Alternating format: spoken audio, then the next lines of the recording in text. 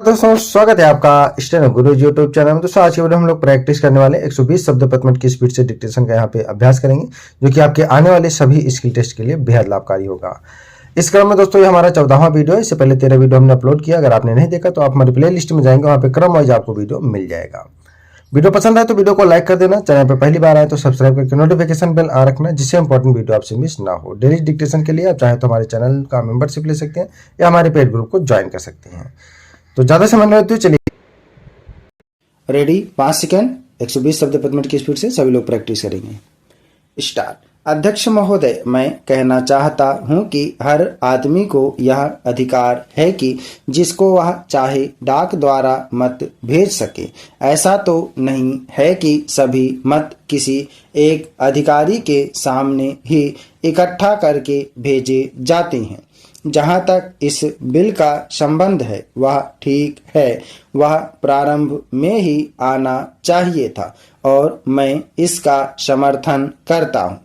मैं इस सदन के माननीय सदस्यों से भी निवेदन करता हूं कि इस बिल को पास कर दिया जाए। खेती में उन्नति न होने का कारण क्या है? उसका एक कारण यह है कि खेती से संबंधित जितने विभाग हैं उनमें आपस में समन्वय नहीं है। खेती के लिए अच्छी खाद की आवश्यकता है, पानी की आवश्यकता है, औजारों की आवश्यकता है और धन की आवश्यकता है। इन सारी चीजों के लिए अलग अलग विभाग हैं। मालूम ऐसा पड़ता है कि उनका आपस में कोई संबंध नहीं है। वे आपस में मिलकर कोई योजना नहीं बनाते जिससे खेती की आवश्यकताएं पूरी होती। इसलिए जब तक उनमें आपस में तालमेल नहीं होगा तब तक खेती की उन्नति नहीं हो सकती है। दूसरा कारण यह है कि योजना की बिल्कुल कमी है। इसके अलावा कृषि कॉलेजों से निकले हुए जो स्नातक होते हैं, जो खेती की बातों को जानते हैं, उनमें से एक भी आदमी खेती करने के लिए तैयार नहीं है। सभी प्रोफेसर बनने के लिए तैयार हैं, खेती के लिए कोई भी तैयार नहीं है। एक बात मैं माननीय मंत्री जी से विशेष रूप से कहना चाहता हूँ। अधिक उपज न होने का एक कारण यह है कि जो खेत में काम करते हैं वे उसके मालिक नहीं हैं। खेत किसी और का है और काम कोई और कर रहा है। इसलिए मेरा कहना यह है कि किसानों में जब तक यह भावना पैदा नहीं होगी कि यह मेरी भूमि है, तब तक अधिक उपज नहीं हो सकती है। इसके लिए आप जब तक भूमि सुधार नहीं करेंगे तब तक कोई बात बनने वाली नहीं है। दुर्भाग्य से इस देश में खेती करने वाले बहुत कम लोग ही भूमि के स्वामी हैं। खेती की उन्नति के मूल आधार हैं पानी, खाद, बीज, धन, उपज का उचित दाम और भूमि सुधार। इन सब की ओर कृषि मंत्रालय का ध्यान नहीं है। सरकार को प्रत्येक खेत को पानी और हर आदमी को काम देना सुनिश्चित करना चाहिए। अध्यक्ष महोदय, सरकार चाहती है कि अन्न के मामले में देश आत्मनिर्भर बने, तो मेरा सुझाव है कि जिन जगहों पर काफी संख्या में ट्रैक्टर से काम लिया जा रहा है, आपको कोई कारखाना खोलना चाहिए और सस्ती कीमत पर उसकी मरम्मत की व्यवस्था करनी चाहिए। आप बाहर से ट्रैक्टर मंगा रहे हैं। मैं समझता हूं कि यह सारा रुपया व्यर्थ व्यय किया जा रहा है। मेरा सुझाव है कि इस देश में ही ट्रैक्टर बनाया जाए। बाहर से खेती के सामान जो आ रहे हैं कारखाने से होकर ही आ रहे हैं। इनको जहां भेजना हो वहां सीधा भेजा जा सकता है, किंतु हो यह रहा है कि पंजाब सरकार द्वारा इनको सारे देश में वितरित किया जाता है। चूंकि इनको पहले पंजाब भेजा जाता है और फिर सारे देश में भेजा जाता है, इसलिए खर्चा ज़्यादा लगता है। खर्चा कम करने के लिए, लागत कीमत कम करने के लिए यह आवश्यक है कि इनको सीधे भेजा जाए। मैं समझता हूं कि इसमें कोई औचित्य की बात नहीं है, इस पर भी आपको विचार करना चाहिए।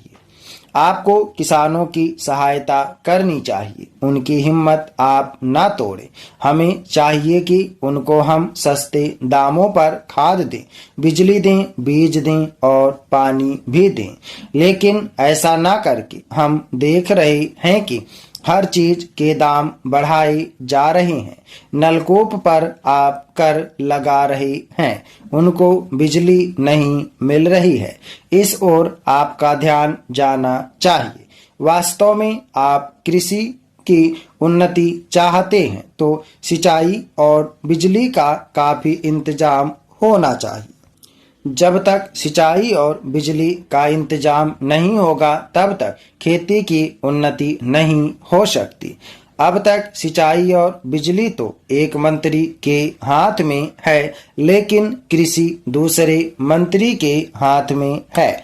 ऐसा नहीं होना चाहिए। सिंचाई, बिजली और कृषि अगर किसी एक मंत्री के हाथ में हो तो खेती की उन्नति का काम सरलता से हो सकता है। मेरा निवेदन है कि इस ओर भी आपका ध्यान जाना चाहिए। समाजवादी समाज की रचना की बात बहुत कही जा रही है। गरीबी को दूर करके हम सबको बराबर लाना चाहते हैं, लेकिन देश में गरीबी आज भी बढ़ती जा रही है। मैं यह नहीं कहना चाहता हूं कि हमारे देश में सरकार ने कुछ नहीं किया है। अध्यक्ष महोदय, बहुत कुछ किया है, लेकिन महंगाई बढ़ती जाती है और इस कारण से जो देश की खेती की या किसानों की उन्नति हुई भी है वह महंगाई के कारण समाप्त हो गई है। तो ऐसी स्थिति में अगर हम किसान की उस अन्न की उसके पैदावार की कीमत अधिक नहीं देंगे तो हमारे देश का कल्याण नहीं हो सकता है। मैं कोई यह नई बात नहीं कह रहा हूँ। पहले अमेरिका में यही किया गया। जब वहाँ पर खाद्य समस्या के कारण लोग परेशान थे, हमारे यहाँ भी उसी से कल्याण होगा।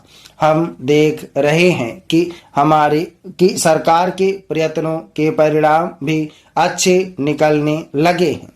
लेकिन दुख इस बात का है कि इस वर्ष सर्दी के मौसम में वर्षा नहीं हुई। फलस्वरूप इस वर्ष जो पैदावार है वह उतनी नहीं है। इसका कारण वर्षा का न होना है। कुछ लोग कहते हैं कि इस वर्ष भी जो पैदावार है पिछले वर्ष की पैदावार के बराबर हो जाएगी। लेकिन अगर वर्षा हो जाती है तो निश्चय ही हमारी स्थिति बहुत अच्छी हो जाती है। मैं देखता हूं कि इस वर्ष गल्ले की कोई कमी नहीं है, इसलिए मैं समझता हूं कि गल्ले को एक जगह से दूसरी जगह ले जाने में जो रोक लगाई गई है उसको हटा लेना चाहिए। अभी हमारे राज्य में बड़ा अकाल पड़ा हुआ है, लेकिन वहां पर गल्ला भेजने की कुछ व्यवस्था की गई है और लोगों को गल्ला मिल रहा है। इसका परिणाम यह हो रहा है कि कोई भी आदमी भूखा नहीं मर रहा है। पिछले 2 वर्ष में कोई आदमी भूखा नहीं मरा। यह हमारे देश की सरकार के लिए बड़े ही संतोष की, बड़े ही गर्व की बात है।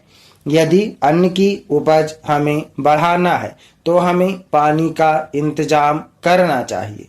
आज वर्षा की बहुत कमी है। विशेष रूप से मैं अपने क्षेत्र की बात आपको बतलाना चाहता हूँ। 20 वर्ष पहले जितनी वर्षा वहाँ होती थी उतनी ही वर्षा आज भी होती है। वहाँ नहर भी है लेकिन नहर का पानी वहाँ नहीं जाता है। नहर के पानी को आगे ही रोक लिया जाता है। बांध भी बना है किंतु हमारे राज्य के लिए पानी नहीं दिया जाता है। इसका परिणाम यह होता है कि पानी न मिलने के कारण लोगों को काफी परेशानी का सामना करना पड़ता है। कुछ लोगों ने नलकूप भी लगा लिए हैं जिससे लाभ हुआ है। स्टॉप। धन्यवाद। ओके दोस्तों, आप लोग इसको प्रैक्टिस है, सभी लोग मैटर को प्रैक्टिस और ट्रांसक्राइब करेंगे। 120 शब्द प्रति मिनट की स्पीड से है। उम्मीद है कि दोस्तों वीडियो आपको पसंद आया होगा, तो वीडियो को लाइक कर देना, और अगर अभी तक आपने हमारे चैनल को सब्सक्राइब नहीं किया तो प्लीज़ सब्सक्राइब करके नोटिफिकेशन बेल ऑन करना। और दोस्तों, अगर आप डेली डिस्कशन चाहते हैं तो आप चाहें तो चैनल का मेंबरशिप ले सकते हैं या हमारे पेड ग्रुप को ज्वाइन कर सकते हैं। अधिक जानकारी के लिए आप हमें मेल कर सकते हैं। हमारी मेल ID है studyforstenographer@gmail.com। अपना बहुमूल्य सुझाव हमें कमेंट बॉक्स में जरूर देना। वीडियो को पूरा देखने के लिए बहुत बहुत धन्यवाद। Thanks for watching. जय हिंद, जय भारत।